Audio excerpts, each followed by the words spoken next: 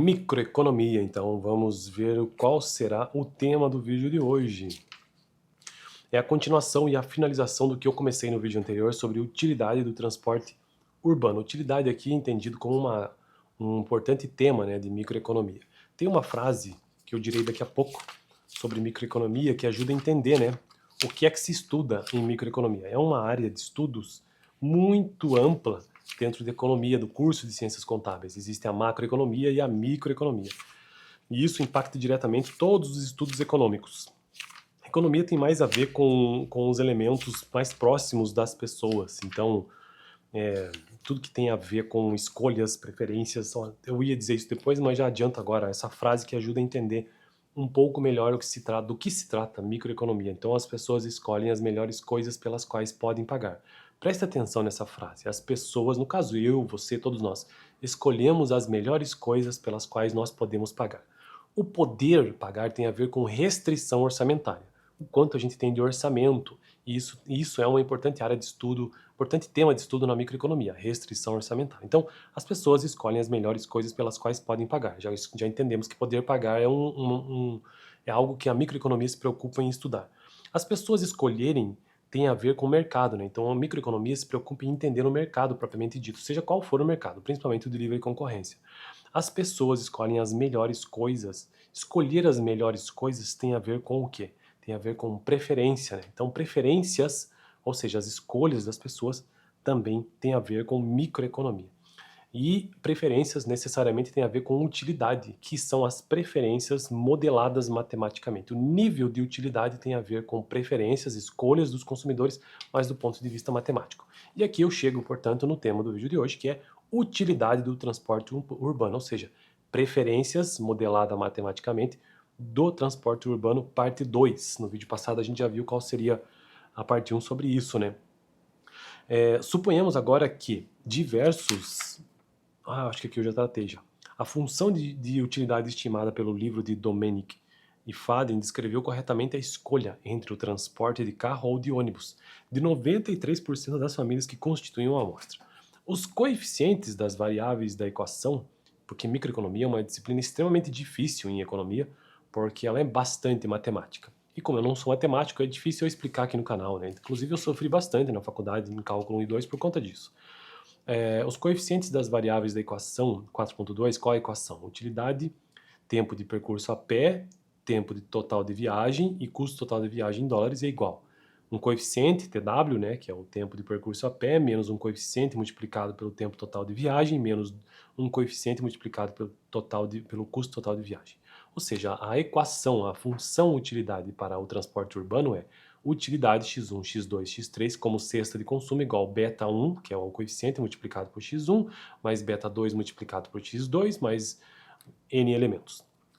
O coeficiente das variáveis dessas que eu acabo de mencionar descrevem os pesos que uma família típica atribui às várias características de seus deslocamentos pela cidade, ou seja, a utilidade marginal de cada característica.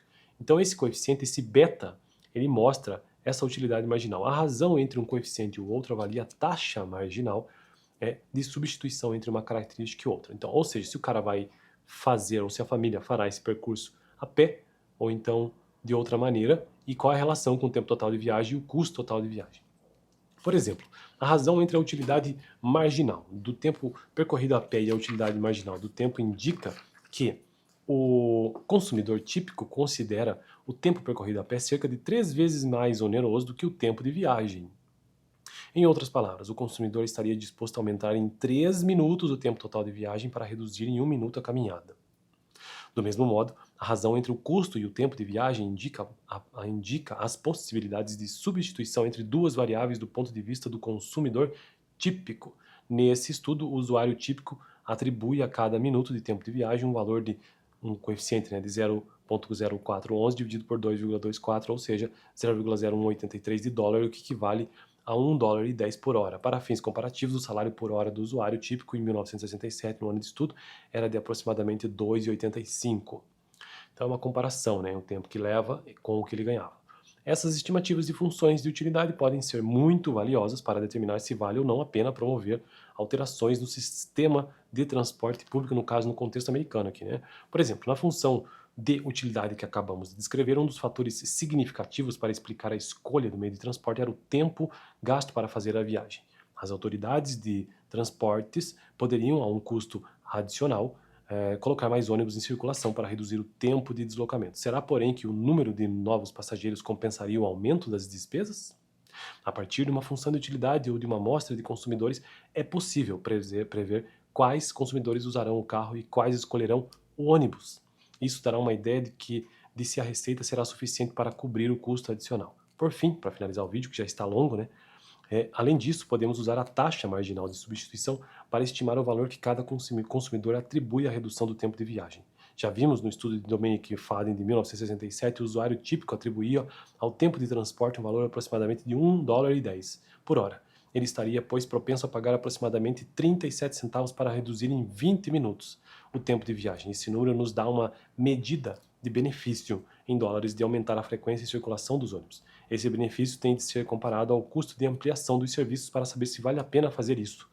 A disponibilidade de uma medida quantitativa de benefício certamente facilita a tomada de uma decisão racional sobre a política de transporte. Bom, então, esse foi o tema do vídeo de hoje. No próximo eu quero trazer um resumo sobre toda essa questão de toda essa questão que tratei nos últimos vídeos aqui no canal sobre a utilidade, né? O capítulo 4 inteiro deste livro que já mencionarei trata sobre a utilidade, essa importante modelagem matemática das preferências do consumidor. Então, para finalizar o vídeo, aqui está o livro texto base que estou usando para construir essa playlist sobre microeconomia, do Varian. Então esse é um vídeo que faz parte de uma playlist específica sobre microeconomia, que por sua vez faz parte de um vídeo geral sobre economia. Beleza? No próximo, então, um resumo sobre todo esse capítulo 4 de microeconomia. Eu indico tanto o livro, como também indico a biblioteca da PUC-PR, como a própria universidade no curso de Ciências Econômicas. Valeu!